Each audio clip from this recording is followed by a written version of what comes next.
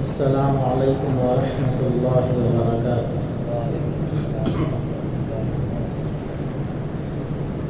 الحمد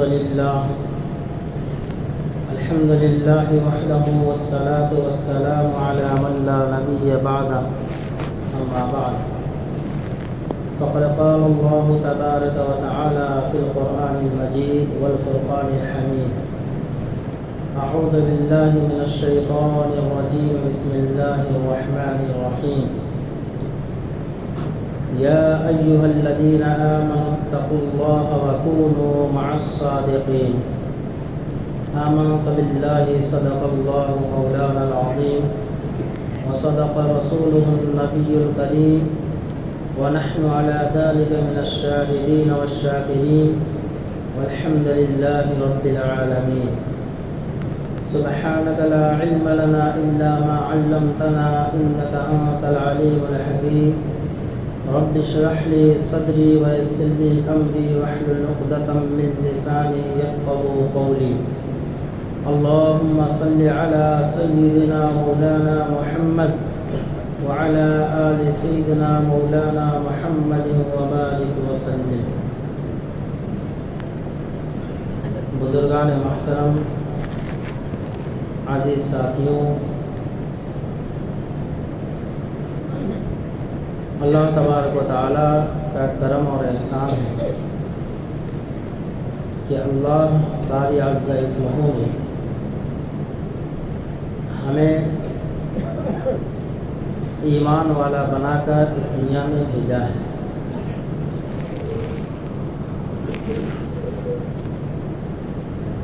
اور اسلام کی دولت سے مالا مال فرمایا ہے۔ دنیا اور آخرت میں سب سے قیمتی دولت ایمان کی دولت ہے۔ ابھی جو آیت کریمہ میں نے تلاوت کی ہے، اس کا تعلق بھی ایمان والوں سے ہے۔ سورہ فرقان میں اللہ تبارک و تعالی ارشاد فرماتے ہیں، یوم یعض الظالم علی یدیہ، کہ اس دن جب ظالم لوگ اپنے ہاتھ کو کاٹ کاٹ کر کے کھائیں گے،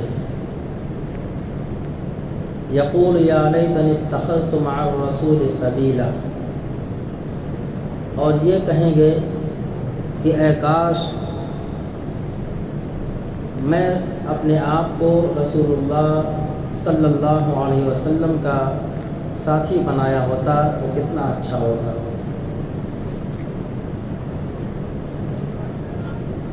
یا لیتا، پھر اس کے بعد فرمایا کہ اے کاش میں ان لوگوں کو دوست نہ بناتا جو لوگ اسلام سے دور رہے۔ اس آیت کے اندر اللہ تبارک و تعالی نے ان لوگوں کی مذمت فرمائی جنہوں نے اپنے آپ کو اور اپنا دوست کافر اور مشرک کو بنایا۔ اس لیے فرمایا کہ اپنا دوست اچھا دوست بناؤ، تم اپنا ساتھی اچھا ساتھی ڈھونڈو، اچھی صحبت میں رہنے کا اپنے آپ کو عادی بناؤ۔ ان لوگوں کو اپنا دوست نہ بناؤ جو اللہ کے دشمن ہیں، جو نبی کے دشمن ہیں، جو اسلام کے باغی ہیں۔ ان کو اپنا دوست نہ بناؤ جو یہود و نصارہ ہیں، جو قرآن کے دشمن ہیں، جو مسلمانوں کے دشمن ہیں، جو نبی کے طریقے کے دشمن ہیں۔ ایسے لوگوں کو اپنا دوست نہ مت بناؤ۔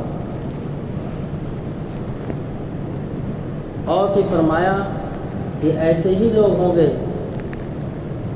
جنہوں نے اپنا دوست غیروں کو بنایا ہوگا۔ قرآن نے جو دوست بنانے کو منع فرمایا ہے تو اس کا یہ مطلب نہیں ہے کہ کفار و مشرکین سے بالکل قطع تعلقی کر لی جائے۔ بلکہ کاروبار اگر ان سے کرنے کا موقع ملے تو ان سے کرو، لیکن اپنی دوستی کاروبار تک محدود رکھو۔ کہیں ایسا نہ ہو کہ یہی کاروبار کی دوستی بڑھتے بڑھتے تم ان کے دسترخوان تک پہنچو، یہاں تک کہ ان کے طور طریقے، ان کے رسم و رواج تمہارے اندر داخل ہو جائے۔ اتنی گہری دوستی سے اپنے آپ کو کفار و مشرکین سے، یہود و نصارہ سے دور رکھو۔ تو صحبت کا بڑا اثر ہوتا ہے۔ اسی لیے شیخ سعدی رحمۃ اللہ علیہ نے فرمایا کہ صحبت صالح ترا صالح کنت، کہ نیکوں کی صحبت تمہیں نیک بنا دے گی، وصحبت طالح ترا طالح کنت، اور بروں کی صحبت تمہیں برا بنا دے گی۔ اس آیت کے تعلق سے، اس آیت کے ذیل میں ایک اور صحبت کی اثر سے جو ہمارے اندر ان کے طور طریقے کی، ہمارے اندر ان کے جو طور طریقے داخل ہو چکے ہیں، جن کی قباحت ہمارے دلوں کے اندر سے نکل چکی ہے، اس کی طرف آپ کو لے جانا چاہتا ہوں کہ آج ہمارے اندر جہاں بہت سارے یہود و نصارہ کے طور طریقے داخل ہو چکے ہیں، وہیں پہ ایک طریقہ برتھ ڈے کا ہمارے اندر آ چکا ہے۔ ذرا سوچیں کہ برتھ ڈے یہ کیا چیز ہے؟ یوں تو کہنے کو ایک سرسری زبان سے ہم کہہ لیتے ہیں کہ آج میرے بچے کا برتھ ڈے ہے۔ بچہ اگر آپ کو کوئی خبر دے کہ آپ کے بچے کی ابھی موت ہونے والی ہے، چند لمحے باقی ہیں، تو کیا آپ اس کی خوشی منائیں گے؟ کوئی آ کر آپ کو یہ خبر دے کہ آپ کے والد صاحب کا 2 دن میں انتقال ہو جائے گا، دنیا سے ختم بنا ہو جائے، انتقال فرما جائیں گے، صرف ان کی زندگی کے 2 دن باقی ہیں، تو کیا ہم اس کی خوشی منائیں گے، کھانا پکوائیں گے، لوگوں کو کھلائیں گے؟ ایسا تو کوئی نہیں کرے گا۔ اگر کوئی کرے گا تو سارے لوگ اس کو بیوقوف اور پاگل کہیں گے۔ پھر جو لوگ برتھ ڈے مناتے ہیں، اس برتھ ڈے کا کیا مطلب ہے؟ کہ دنیا میں 40 50 60 سال لے کر کے آیا تھا، آج 1 سال ہوا، اس کی زندگی کا 1 سال ختم ہو چکا۔ وہ 59 سال موت کے قریب آ چکا ہے۔ پھر 1 سال گزرا، پھر وہ 1 سال اور اپنی قبر کے قریب آ چکا ہے، اور اس پہ خوشی کہ کیک کاٹا جا رہا ہے، پٹاخے پھوڑے جا رہے ہیں، اگربتیاں جلائی جا رہی ہیں، ناچ گانے کیے جا رہے ہیں، برتھ ڈے منائے جا رہے ہیں۔ یہ یہود و نصارہ کے طریقے ہیں جو آج ہم مسلمانوں کے اندر اس طریقے سے داخل ہو گئے ہیں کہ ہم اس کو بخوشی مناتے ہیں۔ کوئی گناہ اور محلے کے سارے لوگ شرابی بن جائیں، شہر کے سارے لوگ چور بن جائیں، ملک کے سارے لوگ بتوں کی پوجا میں لگ جائیں، زانی بن جائیں، تو سارے کے سارے لوگوں کے زنا کرنے سے، زنا کی حرمت، زنا جائز نہیں ہو جائے گا۔ شہر کے سارے لوگ چور بن جائیں تو چوری کرنا جائز نہیں ہو جائے گا۔ محلے کے سارے لوگ شرابی بن جائیں تو شراب پینا جائز نہیں ہو جائے گا۔ جو چیز اللہ نے حرام کر دی ہے وہ قیامت تک حرام ہی رہے گی، چاہے دنیا کے سارے لوگ اس کو کرنے لگیں۔ وہ تو ہماری بدبختی ہے کہ ہم نے ایسے قبیح کاموں کو اپنے اندر سمو لیا ہے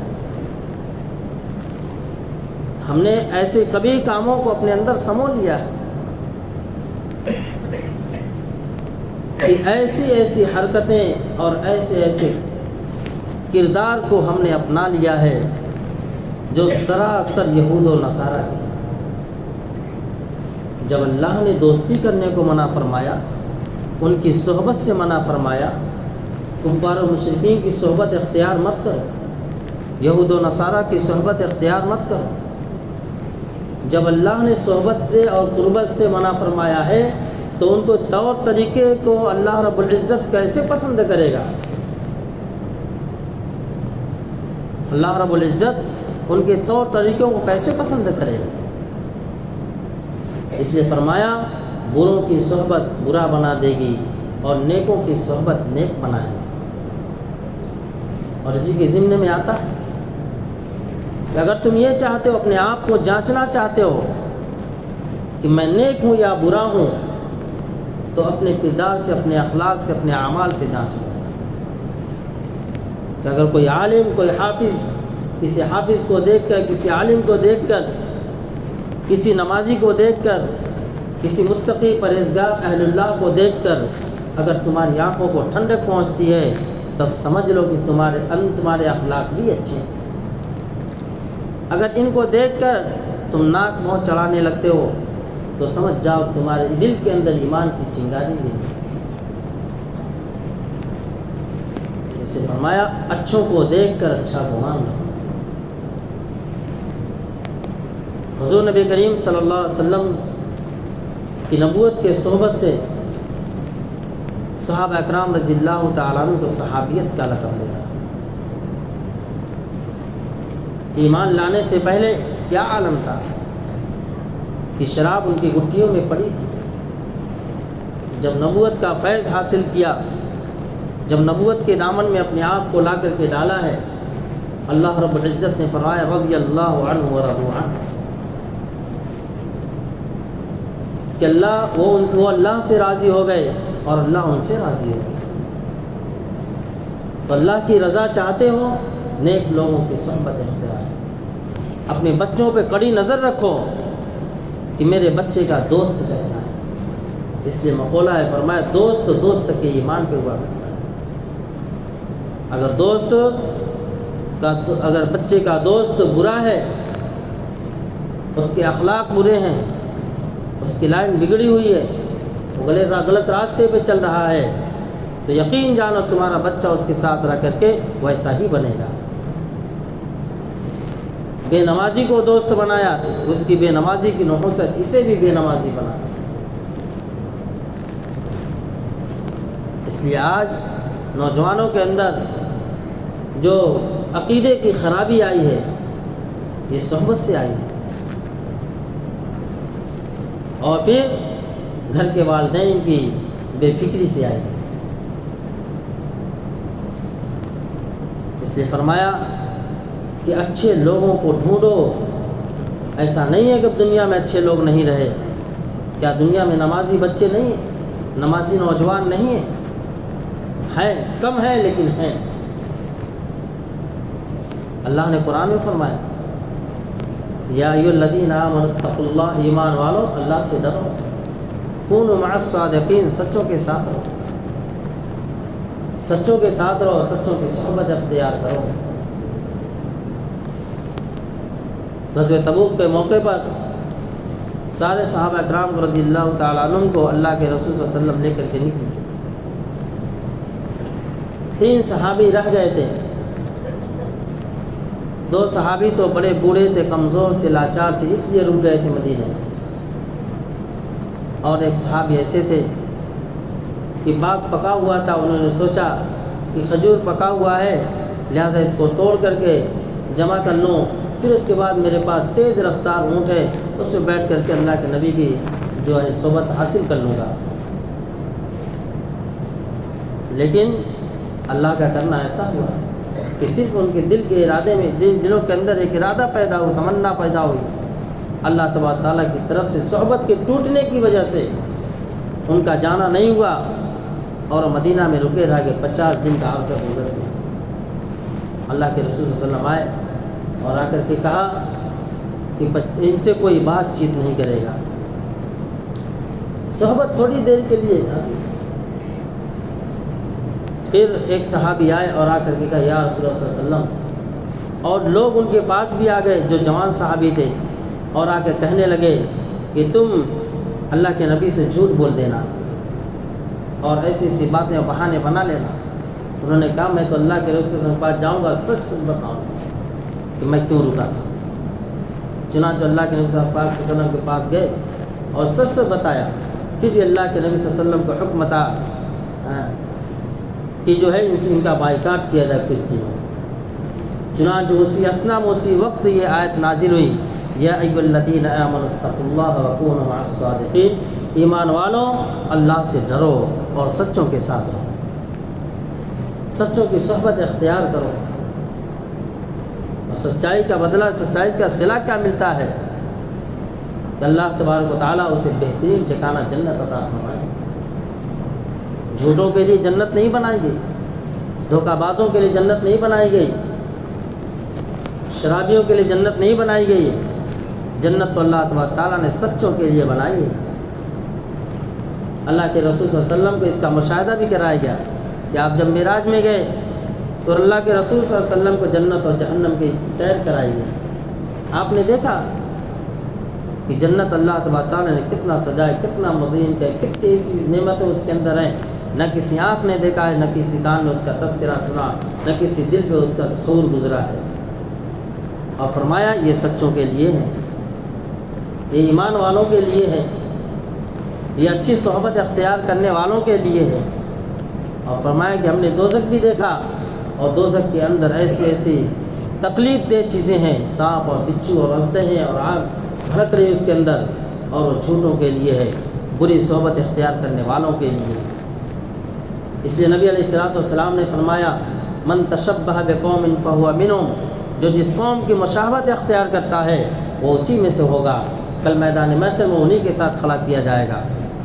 میرے عزیز ساتھیوں، آج ہم سب اپنا اپنا موازنہ کریں، محاسبہ کریں، سر سے لے کے پاؤں تک کیا ہمارا اخلاق اور ہمارے کردار اور ہماری وضع قضا اسلام کے مطابق ہے یا نہیں، رسول اللہ صلی اللہ علیہ وسلم کی سنت بتائے ہوئے طریقے کے مطابق ہے یا نہیں. آج اسلام کا شیرازہ بالکل بکھر چکا ہے. گناہ کو گناہ نہیں سمجھا جا رہا ہے. اللہ کے رسول صلی اللہ علیہ وسلم کی سنتیں ہماری آنکھوں کے سامنے مٹ رہی ہیں. ہم اپنے آنکھوں سے مٹا رہے ہیں، پاؤں تلے رود رہے ہیں، لیکن ہمارے دل کے اندر ذرہ برابر بھی اس کا احساس نہیں ہوتا. اور یہ کہہ کر میٹھے انداز سے کہہ دیا جاتا ہے یہ سنت ہی تو ہے، سنت ہی تو ہے. ذرا سوچیں کہ ہم نے کس چیز کو ہلکی زبان پر ہلکا کیا ہے. اگر ہم نے یہ کہا سنت ہی تو ہے تو گویا کہ ہم نے نبی علیہ الصلوۃ والسلام کی سنت کا مذاق اڑایا. اور مذاق اڑانے والوں کا کیا انجام ہوتا ہے. نوح علیہ السلام کا قصہ اللہ تبارک تعالیٰ نے قرآن کے اندر بیان فرمایا ہے. نوح علیہ السلام کے بیٹے نے یہ کہا تھا جب اللہ کے نبی نوح علیہ السلام نے کہا کہ بیٹا یہاں آ جا، کہا میں تو وجودی پہاڑ پر چلا جاؤں گا، بہت دنوں سے سن رہا ہوں عذاب آنے والا، عذاب آنے والا. اسی اسنا فوراً اللہ کا عذاب آیا، لپیٹ میں لے لیا، غرق ہو گیا نوح علیہ السلام کے سامنے. بیٹا نبی کا ہے، اللہ کا نبی نوح علیہ السلام اللہ کی طرف متوجہ، یا اللہ یہ تو میری اہل میں سے، میرا بیٹا ہے، میری نسل میں سے، میری سلب سے. اللہ کی طرف سے فوراً تنبیہ آئی، اے نوح جو ایمان نہیں لایا، جو تجھے نبی نہیں مانا، وہ تیری اہل میں سے نہیں، تیری نسل میں سے نہیں، تیرے خاندان میں سے نہیں، تیرے خاندان میں سے بھی نہیں. تو مذاق اڑانے والوں کا اتنا برا انجام ہوتا ہے.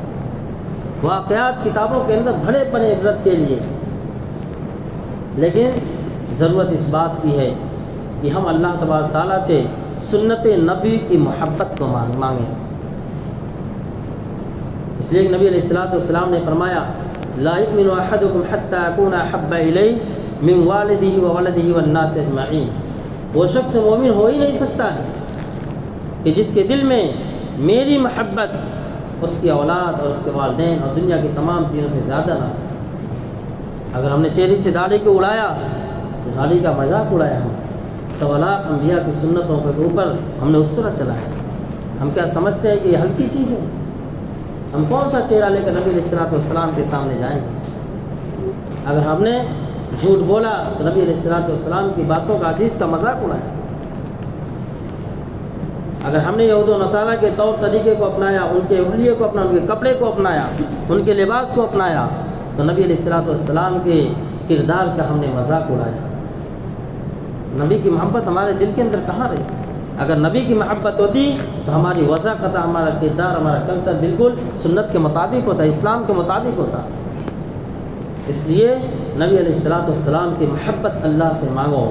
یہ بہت نازک دور ہے، یہ آزمائش کا دور ہے، سخت آزمائش سے ہم لوگ گزر رہے ہیں۔ اللہ تبارک و تعالی ہم سب کو ان سب باتوں پہ عمل کی توفیق عطا فرمائے اور ہمارے ایمان اعمال کے اللہ رب العزت حفاظت فرمائے، سنت نبی پہ چلنے کی توفیق عطا فرمائے۔ وآخر دعوانا الحمد للہ رب العالمین۔